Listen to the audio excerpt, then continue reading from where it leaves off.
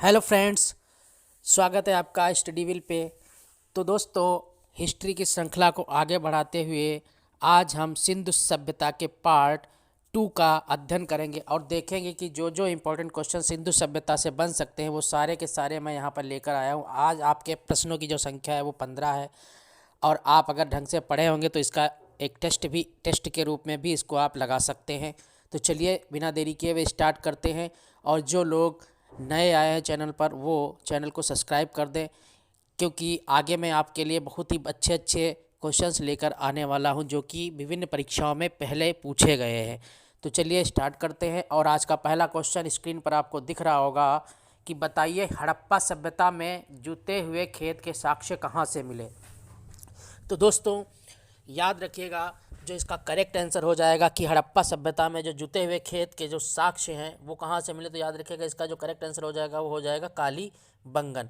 और याद रखिएगा इसी काली बंगन से हमको जो है चूड़ियों के साक्ष्य भी मिले हैं। इसी काली बंगन से हमको क्या मिला है, चूड़ियों के साक्ष्य भी मिले हैं। तो जो इसका करेक्ट आंसर हो जाएगा वो क्या हो जाएगा, काली बंगन। अच्छा, अगर आपसे क्वेश्चन कहीं से इसे लोथल आया, लोथल से अगर क्वेश्चन पूछा जाता है तो एक क्वेश्चन बहुत पूछा जाता है, बताइए कि जो है सिंधु सभ्यता का जो है वो पत्तन नगर क्या था। पत्तन नगर का मतलब समझ रहे हैं आप, बंदरगाह क्या था। तो याद रखिएगा लोथल था। चलिए आगे अगले क्वेश्चन की बात करते हैं। बताइए चन्हू दड़ो, चन्हू दड़ो किस नदी के किनारे स्थित है। तो याद रखिएगा जो चन्हू दड़ो है ये हमारा सिंधु नदी के किनारे स्थित है। एक वर्ड याद रखिएगा, चांस। चास मतलब चा से चन्हू दड़ो और सा से सिंधु। अच्छा, सिंधु नदी के किनारे और भी कौन, जैसे मोहन जोदाड़ो हो गया, मोहन जोदाड़ो हो गया, ये भी किस नदी के किनारे स्थित है, तो सिंधु नदी के किनारे स्थित है। अच्छा, फिर उसके बाद में अगर आपसे क्वेश्चन पूछ लिया जाता है, जैसे इसमें एक ऑप्शन दिया गया भोगवा, तो याद रखिएगा जो लोथल है ये आपका किस नदी के किनारे है। तो जो लोथल है वो भोगवा नदी के किनारे है। और जो आपका हड़प्पा है, हड़प्पा, ये हड़प्पा किस नदी के किनारे स्थित था, तो ये रावी नदी के किनारे स्थित था। तो उस आधार पे जो इस वाले क्वेश्चन का आंसर हो जाएगा कि चन्हू दड़ो किस नदी के किनारे स्थित है, तो याद रखिएगा सिंधु नदी के किनारे स्थित है। नेक्स्ट क्वेश्चन, अगले क्वेश्चन की बात करते हैं। बताइए सिंधु सभ्यता के लोग विश्वास करते थे, किस चीज़ में विश्वास रखते थे सिंधु सभ्यता के लोग। तो दोस्तों इसका जो करेक्ट आंसर हो जाएगा वो हो जाएगा मातृ शक्ति में। याद रखिएगा जो सिंधु सभ्यता के लोग हैं वो मातृ देवी की पूजा करते थे और मातृ देवी यानी कि उर्वरा देवी में ही भरोसा रखते थे।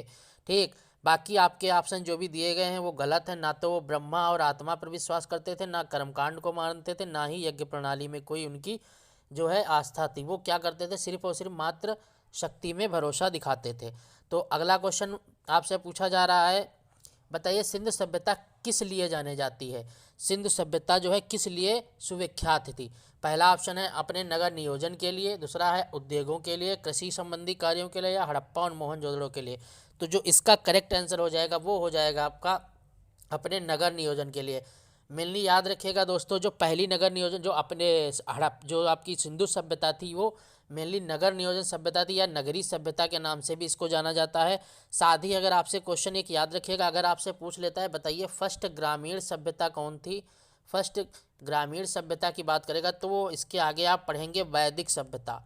वो वैदिक सभ्यता जो थी वो फर्स्ट ग्रामीण सभ्यता थी, और आपकी जो सिंधु सभ्यता थी ये अपने नगर नियोजन के लिए प्रसिद्ध थी।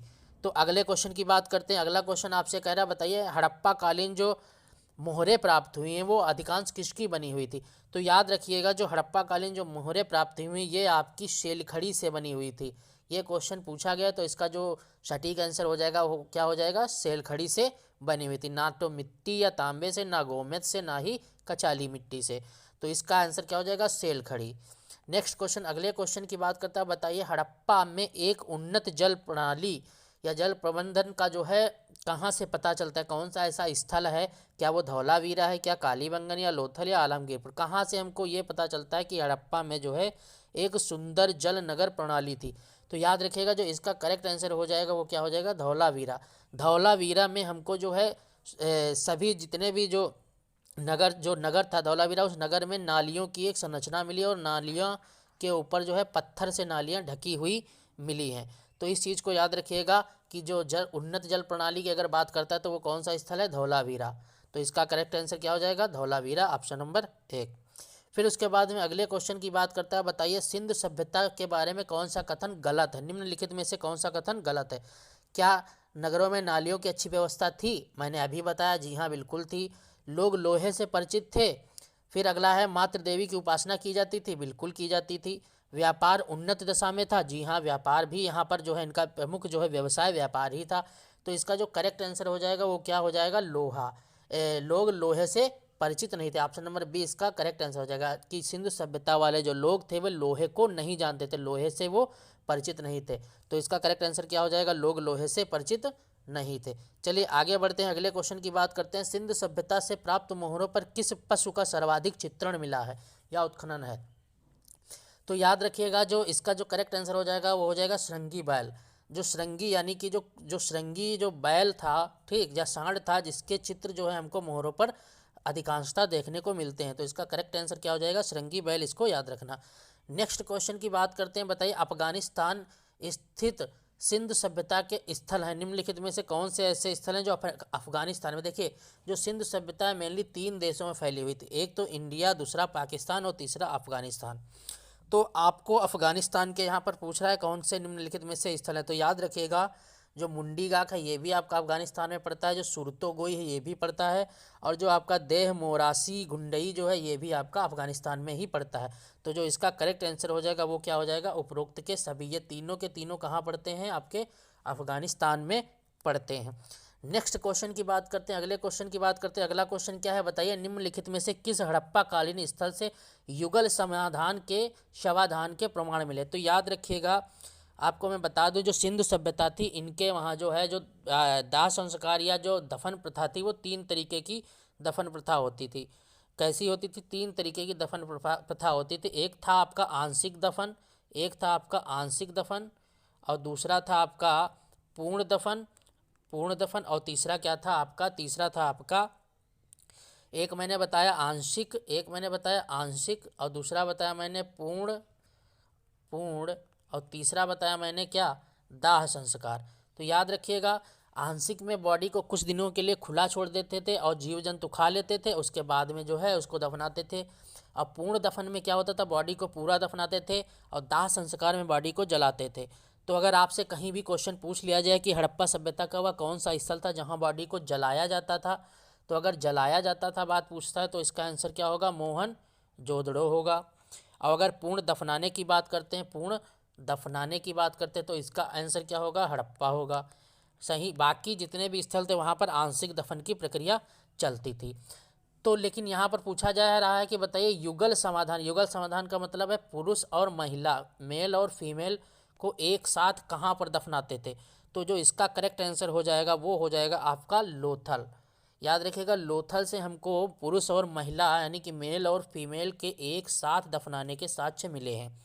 और हमने अभी बताया था लोथल से क्या मिला है, लोथल से हमको जहाज़ों की गोदी मिली है। याद रखिएगा जहाज़ों की गोदी मिली है, गोदी का मतलब जहाज़ों के साक्ष्य, काफ़ी सारे जहाज़ मिले हैं, इसलिए इसको क्या कहते हैं, सिंधु सभ्यता का पत्तन नगर कहते हैं या सिंधु सभ्यता का बंदरगाह कहते हैं। नेक्स्ट क्वेश्चन, अगले क्वेश्चन की बात करता है, बताइए मोहनजोदड़ो से प्राप्त पशुपति मोहर की में किन जानवरों का अंकन है। तो बहुत ही अच्छा क्वेश्चन है। याद रखिएगा जो पशुपति मोहर, पहली बात तो याद रखिएगा जो पशुपति मोहर है वो कहाँ से प्राप्त हुई है, तो मोहनजोदड़ो से प्राप्त हुई है। दूसरी बात याद रखिएगा जो मोहनजोदड़ो में जो मोहनजोदड़ो से जो पशुपति मोहर मिली है उसमें याद रखिएगा 5 प्रकार के 6 जानवर हैं। याद रखिएगा दुविधा मतलब इसमें डाउट मत करिएगा, प्रकार अगर पूछता है तो 5 प्रकार के जानवर हैं। एक तो आपका बाघ है, दूसरा हाथी है, गेंडा है, भैंसा है और हिरण है। तो 3 और 2 5। तो अगर आपसे प्रकार पूछता है तो प्रकार कितने हो जाएंगे, 5 हो जाएंगे। लेकिन वहीं अगर संख्या पूछता है तो बाकी सब एक एक हैं, लेकिन जो हिरण है इनकी संख्या कितनी है, 2 है। तो कुल टोटल संख्या कितनी हो जाएगी, 6 हो जाएगी। फिर उसके बाद में यहीं पर याद रखिएगा इसी पशुपति मोहर में पैरों के नीचे 2 मोर भी अंकित हैं। ये भी अगर पूछ ले किस पक्षी का अंकन है तो याद रखिएगा मोर, और उनकी संख्या कितनी है, 2। तो कुल मिला के जो इस क्वेश्चन का आंसर हो जाएगा कि मोहनजोदड़ो जो पशुपति मोहर प्राप्त हुई इसमें कुल किन जानवरों का जो है अंकन है। तो याद रखिएगा इनमें से सभी, बाघ भी है, हाथी भी है, गेंडा भी है, भैंसा भी है और 2 हिरण भी हैं। ठीक, उम्मीद करते हैं क्वेश्चन समझ में आया होगा। नेक्स्ट क्वेश्चन, अगले क्वेश्चन की बात करते हैं कि बताइए 11वां क्वेश्चन कह रहा है सिंधु सभ्यता के किस स्थल से प्रत्येक घर में कुएं के होने के साक्ष्य मिले हैं। बहुत ही अच्छा क्वेश्चन है। तो याद रखिएगा जो कालीबंगन है, इस कालीबंगन से हमको प्रत्येक घर में क्या मिला है, कुएं के साक्ष्य मिले हैं। प्रत्येक घर में एक एक कुआं पाया गया। तो अगर क्वेश्चन पूछ लेता है बताइए किस कहाँ कुएं पाए गए हैं प्रत्येक घर में, तो याद रखिएगा कालीबंगन, इसका आंसर क्या हो जाएगा, कालीबंगन। अगले क्वेश्चन की बात करते हैं, बताइए किस हड़प्पा कालीन स्थल से पुरोहित राजा की मूर्ति मिली है। पुरोहित राजा की मूर्ति कहाँ से मिली है, आपको ये बताना है। तो इसका आंसर जो हो जाएगा वो क्या हो जाएगा, मोहनजोदाड़ो। याद रखिएगा जो पुरोहित की मूर्ति है या पंडित की जो मूर्ति है वो कहाँ से मिली है, मोहनजोदाड़ो से मिली है। नहीं, नेक्स्ट क्वेश्चन, अगले क्वेश्चन की बात करते बताइए हड़प्पा के मिट्टी के बर्तनों पर किस रंग का उपयोग किया गया है। ये काफ़ी कठिन क्वेश्चनों में से हो जाता है, जो कि काफ़ी बढ़िया लेवल के एग्जाम में पूछा जाता है। तो याद रखिएगा जो इसका आंसर हो जाएगा वो हो जाएगा लाल। लाल रंग के मैक्सिमम जो हड़प्पा के जो मिट्टी के बर्तन थे उनमें मैक्सिमम बर्तनों पे कौन सा कलर चढ़ाया गया था, तो लाल रंग का। अच्छा, इनके जो बर्तन होते थे सिंधु सभ्यता वालों के, वो मिट्टी के जो बर्तन होते थे आग में पके हुए होते थे। और इसको बोलते क्या थे, तो इसको बोलते थे टेरा कोटा बोलते थे। याद रखिएगा जो इनके जो बर्तन होते थे या मूर्तियाँ जो होती थी मेनली मूर्तियों को क्या कहते थे, टेरा कोटा कहते थे। वो कैसी मूर्तियाँ होती तो मिट्टी की होती थी, वो कैसी आग में पकी हुई होती थी। अच्छा, अगले क्वेश्चन की बात करते हैं। अगला क्वेश्चन बताइए हड़प्पा सभ्यता की लिपि को क्या कहते हैं, या लिपि जो थी उसको क्या बोलते हैं। तो याद रखिएगा उस लिपि को क्या बोलते हैं, बोस्टोफ्रोडन। अच्छा, याद रखिएगा जो हड़प्पा की लिपि है ये दाएं से बाएं लिखी जाती थी। हड़प्पा जो भाषा थी या लिपि थी वो क्या लिखी थी, दाएं से बाएं लिखी जाती थी। और जो इनकी भाषा थी वो क्या थी, अज्ञात थी, यानी चित्रात्मक थी। अगर आपसे कहीं पूछ लेता है इनकी भाषा में कितने अक्षर थे, तो याद रखिएगा 64 मूल चिन्ह थे। 64 क्या थे, मूल चिन्ह थे। और अगर बात करते अक्षर की तो 250 अक्षर थे। तो ये क्वेश्चन आपको इम्पोर्टेंट है, याद रखिएगा 64 मूल चिन्ह थे, 250 अक्षर थे। भाषा क्या थी, अज्ञात थी। और लिपि कहाँ से कैसे, तो दाएं से बाएं, इधर की इधर लिखी जाती थी। चलिए लास्ट क्वेश्चन आज का बताइए सिंधु सभ्यता का आर्थिक आधार क्या था। Very important question. तो याद रखिएगा जो सिंधु सभ्यता का जो आर्थिक आधार था वो क्या था, कृषि था और पशुपालन था। वहीं अगर आपसे पूछ लेता है कि बताइए जो इनका मुख्य व्यवसाय क्या था, व्यवसाय, तो व्यवसाय इनका क्या था, व्यापार था। तो इसका जो करेक्ट आंसर हो जाएगा वो फिलहाल कृषि एवं पशुपालन हो जाएगा। ठीक, व्यापार उनका प्रमुख क्या था, व्यवसाय था, ये याद रखेगा। तो दोस्तों ये थे आज के 15 क्वेश्चंस। उम्मीद करते हैं क्वेश्चन आपको पसंद आए होंगे, आपकी तैयारी में ये क्वेश्चन कुछ हेल्प कर रहे होंगे। और वीडियो अगर पसंद आ रही है तो प्लीज़ दोस्तों को आगे बढ़ाएं और वीडियो को लाइक करें, सब्सक्राइब करें चैनल को हमारे, और बेल आइकन को जब दबा लें, ताकि जब कभी भी आपको नया वीडियो में डालूँ तो आपको नोटिस तुरंत मिल जाए। बाकी वीडियो देखने के लिए धन्यवाद। कमेंट ज़रूर करें। जय हिंद।